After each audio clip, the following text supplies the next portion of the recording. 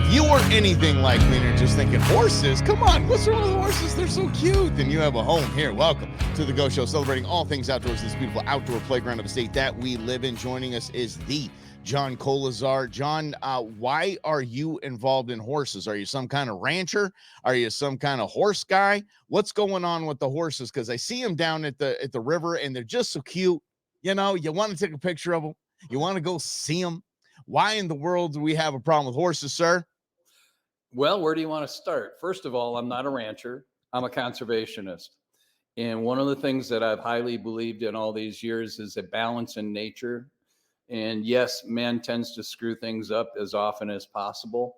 But what we have now in Arizona, which is mirrored equally, if not worse, in Nevada, is that we have a dominant species without a predator that has been allowed to increase and multiply without any restrictions over decades. Burros, the BLM is doing a great job of attempting to reduce the numbers, but horses in particular in 3 locations in our state have been left unfettered for way too many years. Let's take it in 3 steps. First of all, let's go to the Apache National Forest. That process of removing the excess feral horses, and they were determined to be feral by a federal judge almost 2 years ago. Those horses came over during what was called the Bear Wallow Fire or the Wallow Fire back in 2011, 2012. And with the fences down, the horses came from the White Mountain Apache Tribal Reservation. They were their horses.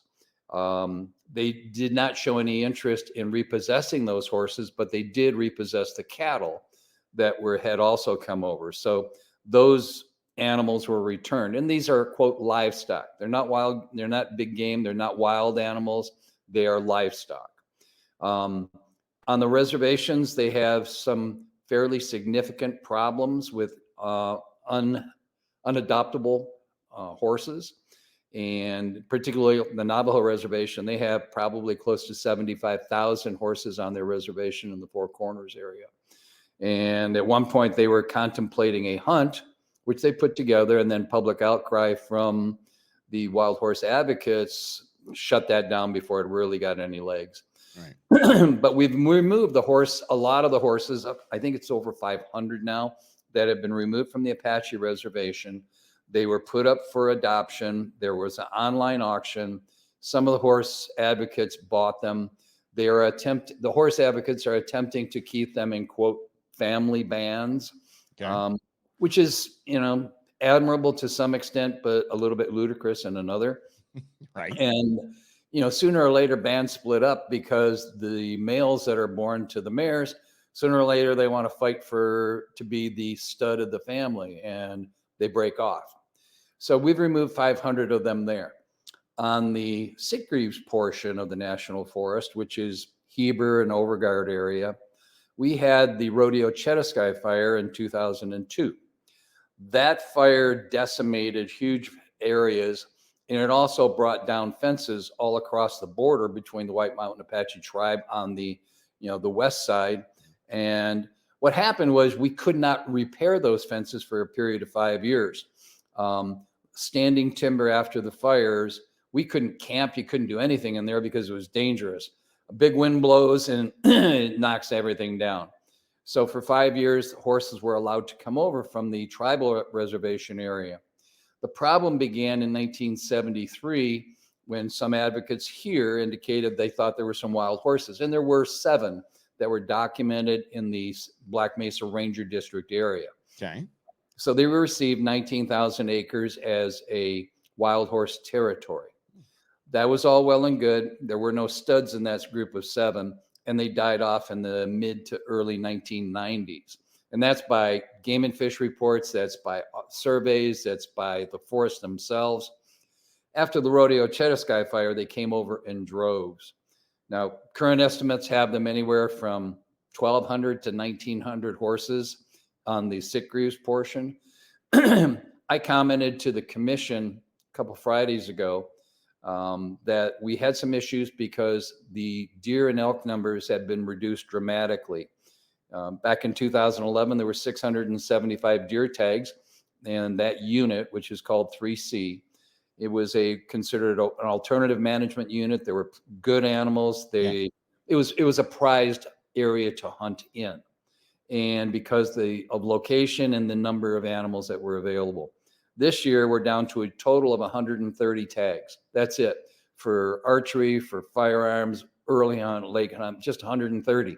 Okay, now John, 1 second here. Now you got everybody's attention. Okay, because now you're talking tags, but I want to get to that. So basically what we see now is we see exploding populations that nobody knows about, because we think, what, there's just a couple dozen down there, hanging out by the river. What's the big deal? We're talking thousands and thousands of horses here. And now we see it's impacting our way of life in the Arizona sportsman. So let's back up a sec here. Why are we so concerned about horses and population? What is why don't we just handle the problem is basically probably a better asked question. It depends on where the horses are located because of the configuration that the federal government has outlined. If they are in a wild horse territory, then they are it's designated as theirs. They are the predominant species. The problem, however, is that our past representatives in government had no idea of the boom that would happen when you don't have a predator and they do what they do best, which is eat, defecate, and breed. And they do that well. So consequently, and here's one of the key features is the BLM uses the statistic of 80-some thousand horses in the West, which is probably true according to BLM. That's not a big deal. I mean, 80,000 horses spread across the West would be manageable, maybe at best, but in certain circumstances have to be culled out.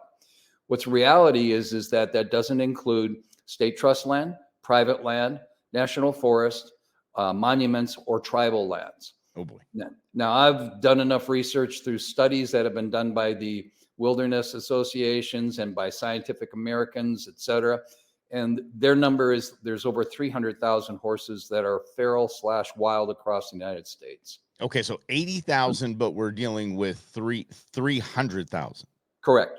Oh, geez. Okay. That's the number. And the sad thing is that there's nobody who wants to adopt them. The BLM has a management program each year for housing these unwanted horses. There's approximately 55,000 that are now sitting in what I call horse hotels.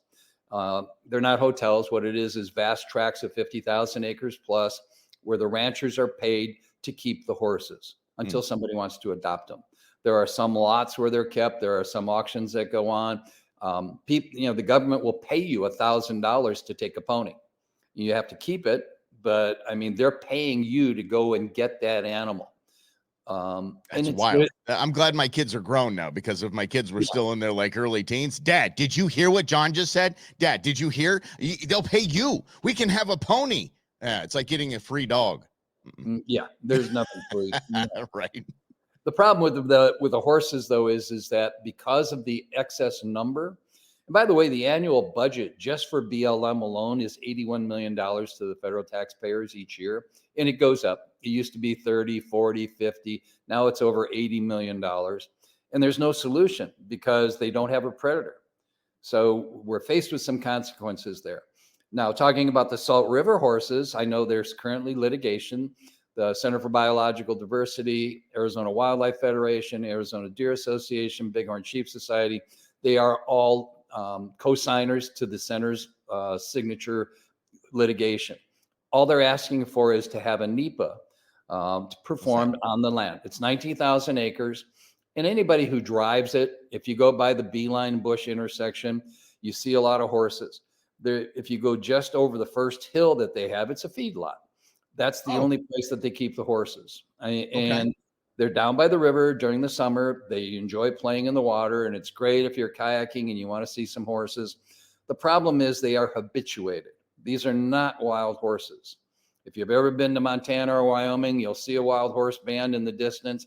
As soon as they see you, they turn tail and they're moving. These horses, people walk among them. It's a dangerous situation. But a habituated 1,200-pound animal that could get angry with you at any given moment, that's not a good sight to see. What's a NEPA? National Environmental Protection Agency. Thank you.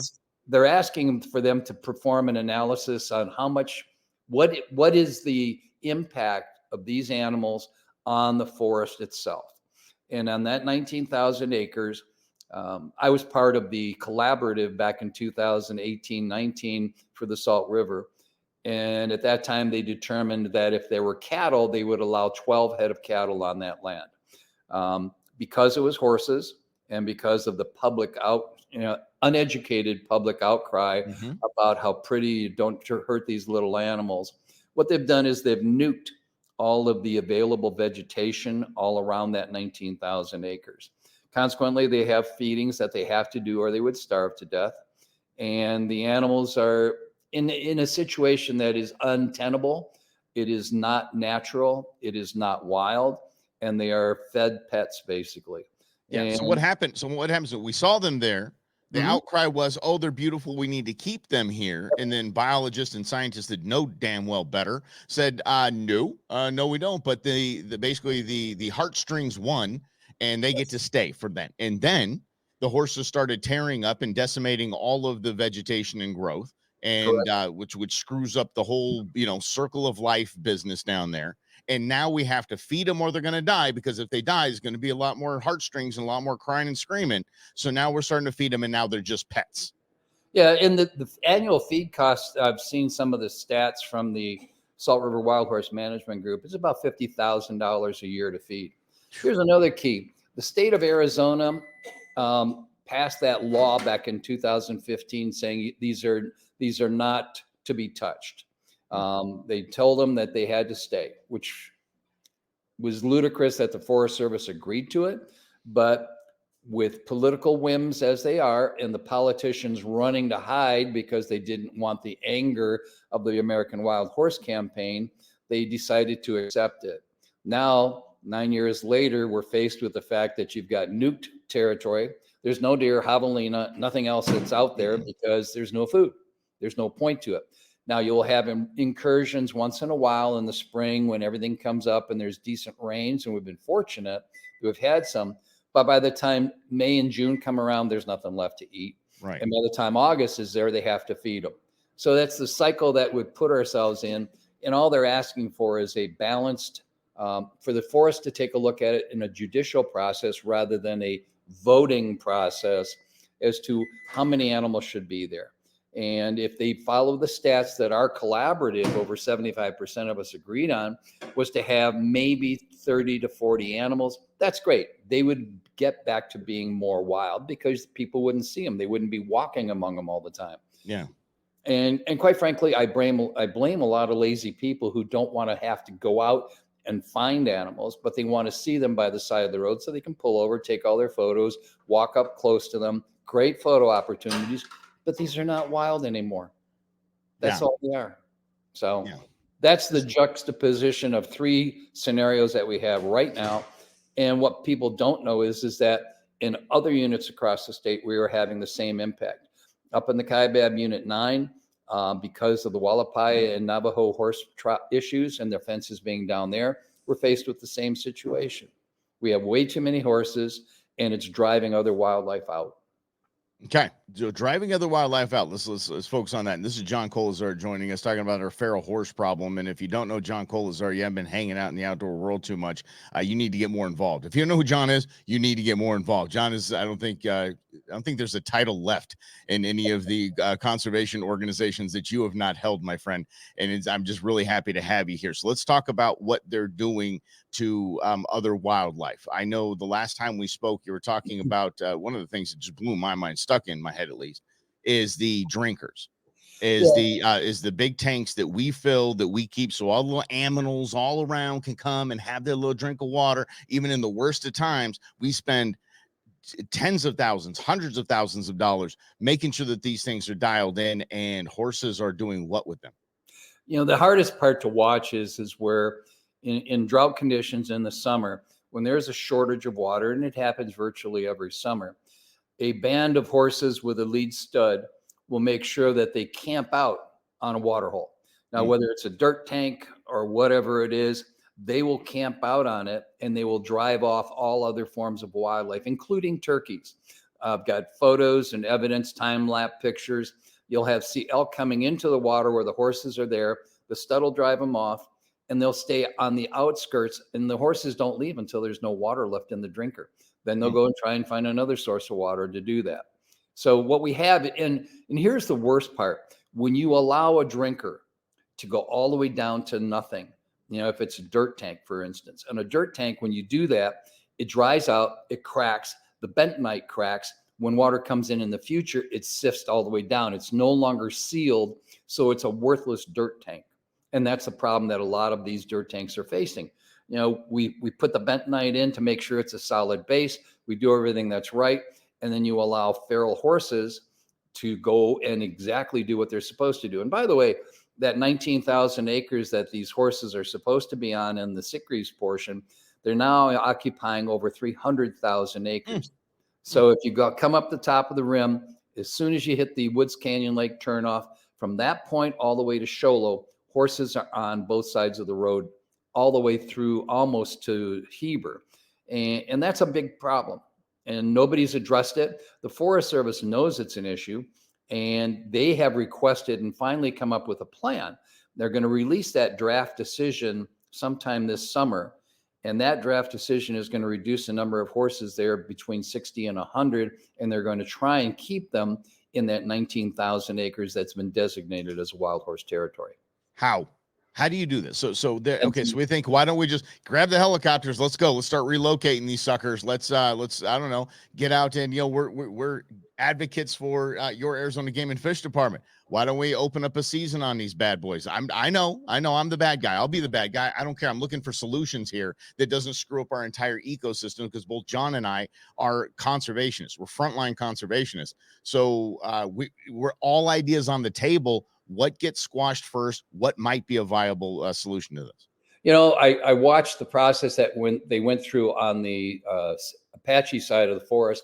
And I know the contractor, Jackie Hughes, she did a great job. She put out what's called passive traps. And what they are big round pens.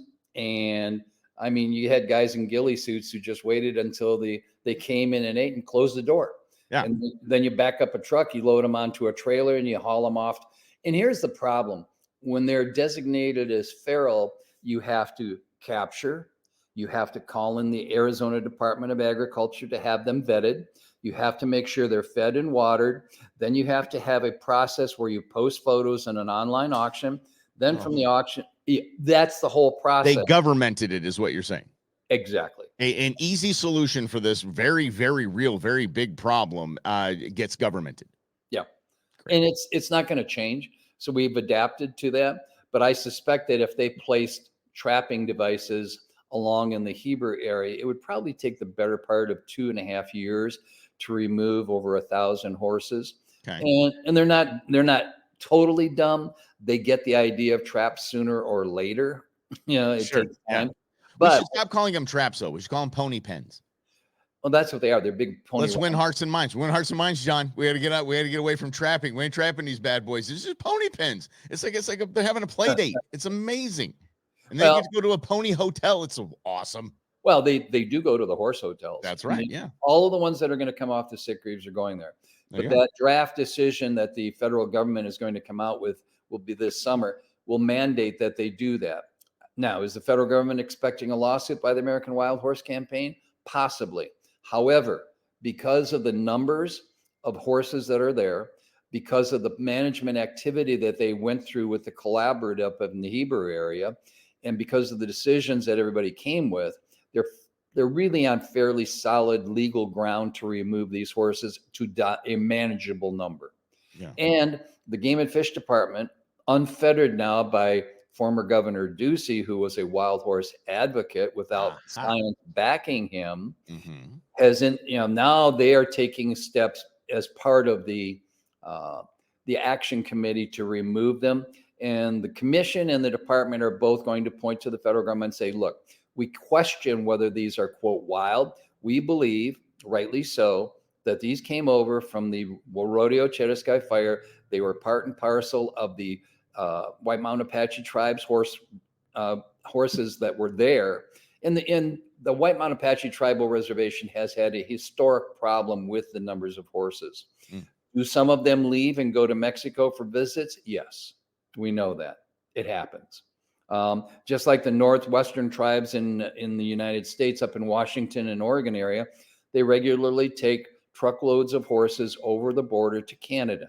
Canada has facilities where they turn them into zoo logs. Okay, wait, stop. Okay, they take them to Canada. And so obviously they're selling them to Canada. It's not just a free trip. Hey guys, we're going to Canada. Grab your Molson XXX. Let's do it. It's not that kind of thing. It's we're sold to Canada. Canada's going to take us to can we talk like grown-ups here? A processing facility. Yes, they are. Okay. And what's a zoo log? A zoo log, it's an interesting thing. They found out that in all the zoos across the United States, Canada, and everywhere else, they do not survive well if you feed them beef. It's bad for the digestive system. So what they do is they create zoo logs out of the horses, which is as close to a zebra as you can get, or as close to a wild animal as you can get. Then they sell them back to the zoos in the United States so that we can import zoo logs to feed the horses, feed the big cats, because we cannot kill a horse in the United States. That's illegal. There are no facilities in the United States to remove horses. Don't brush over that. Say this again. It is illegal. Yes. To process a horse here in the Estados Unidos. Yes. Okay. Okay. But I'm actually writing this down now because I want to. This is a nice business model. I can move to the border of U.S. Canada. I think I can. This is fantastic. I mean, think about how dumb that is. Okay, we're gonna sell them. Okay, we're gonna sell them to Canada. Yep. And then Canada's gonna process them and turn them into zoo logs because you can't say horsey meat. So you got to say zoo log. So then we buy them from. Hey, what are you guys buying? Oh, zoo logs. Oh, okay, that's totally okay. Oh, what are you guys buying? Horse meat. No, yeah. So that's it. And then, but because we love our zoos, we love our little animal sanctuaries. So there's so much here. There's so much hypocrisy and awesomeness in the story. I'm telling you. But there is a lawsuit. What are we doing with the lawsuit? The lawsuit is asking for the NEPA on the Salt River basis. They want to remove horses because, if you look at what's happened to the land itself in that area, it's nuked. There's no vegetation growing. We've had studies that have been done by certified people from both the federal government and the U of A. They went out there. There's no perennial grasses left. They're cooked. It's gone and done. Wow. And so what they want to do is reduce the number of horses through that NEPA process, pointing out to the fact that, hey, you really should have maybe 30 to 40 horses in that 19,000 acres that you have here. That's it. Okay. That's all they're asking for. That's all it's asking for. And why is it taking so damn long? Because of populations of people, voters, those people who are uneducated, who don't understand the natural process, do not understand wildlife, do not understand the demands and needs of real wildlife and what has to happen out there. And, you and I both know animals live and die. Sometimes death out in the wild is a lot worse than dying through an arrow or a bullet. It always is. It almost always is. They don't listen. Horses and elk and deer do not just find a nice tree and watch that last sunset and just say, "Oh, I've lived to go to." No, they're eaten alive. Yeah. Look, if you're on Instagram, go to Nature is Metal, and you tell me that I'm wrong for hunting. I don't want to hear it. I don't want to hear it anyway. But okay. So why don't we turn Mexico into a giant horsey pen, a pony pen? Why don't we send them down when they go visit their pals down south and just make sure they don't come back up? Well, there is a large faction of horses from other states and probably some here from even in Arizona, not because of public lands, but tribal nations. They do send them down. They get money for them at the border. And quite frankly, Mexico feeds people with them. Yeah.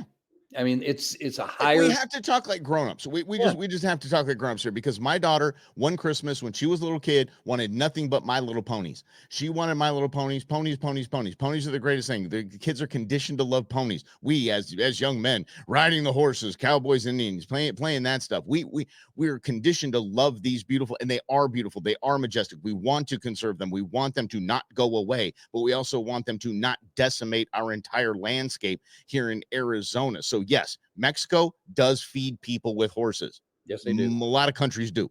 Yep. Oh, I mean, Canada still has horse. You can still buy horse meat in Canada. Mhm. Germany, Austria, Hungary, all of those places, they all have recipes for horse meat. Yeah. You know, it's a given. It's a protein base that's better for you biologically than beef. And I'm swear, I'm sorry. I'm sorry to all the cattle ranchers here, but horse meat is Yeah. better for you biologically because it has less fat. Yeah, and by the way, I think the cattlemen are okay because they understand. They're like, it's going to take an entire political shift for America to shift from beef to horse. I promise. New universe that we have no part of. Yeah. Jeez. And by the way, the giant universe politically that has no idea. That you talk about those groups of people that are uneducated on the way things work. Talk about the people that are making the laws. It's blinding to me that we have to bow to political whim instead of, I don't know. These are the same people that are telling us follow the science. Okay, we'll follow the science. Oh, you don't like the science? Oh, no. Okay, yeah. It's a whole different ballgame. Well, fortunately, Governor Hobbs has indicated she is more than willing to follow the science. Cool. And in all of the the stuff that we've talked to them about, they get it. They are not dealing on the emotional level; they're dealing on the science level. But the beauty of everything here is that in the legal process, if they're forced to perform the NEPA, which is what they are asking for, if they're forced to perform the NEPA, they're going to find that they need to reduce that number of animals. You know, the Center for Biological Diversity filed lawsuits back in the 80s and stopped cattle ranching because there wasn't enough food. And yet now you've got over 350 horses still out there in that 19,000 acres. It's silly. Right. Okay. Now let's one more thing before I let you go here. What about me and you riding around the F-150? Go ahead and the birth control option where we just go, put a little dart in the booties of all these mares, and then for a year they can't breed. Why aren't you and I doing that? It sounds like a hell of a time.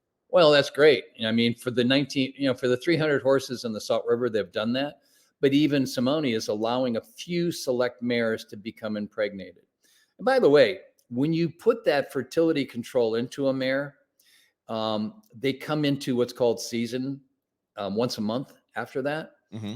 And so what that does is it makes the stallions real happy because all of a sudden they're busy.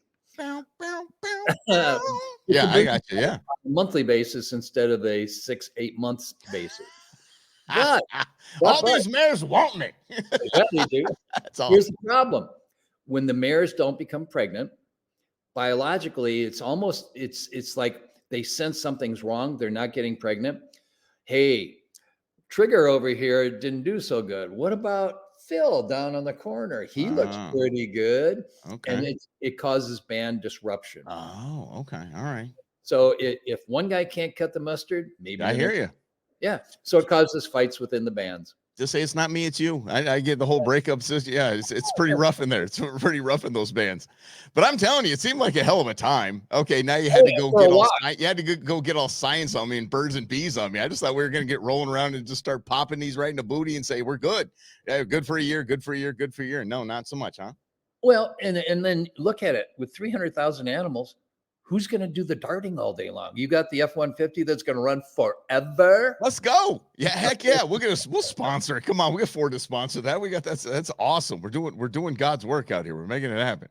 Are you going to document it? Are you going to trademark it? Are you going to do everything that's necessary? You're going to get bogged down in the federal paperwork? Are you going to pay the $1,500 per PZP shot?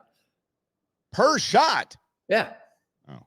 I'm looking for a government grant on this. Get Schweiker on the horn. I'm looking for government funding on this one. Save the horses. The only way we can save them is to just give them a little birth control. I think both sides are in on this one.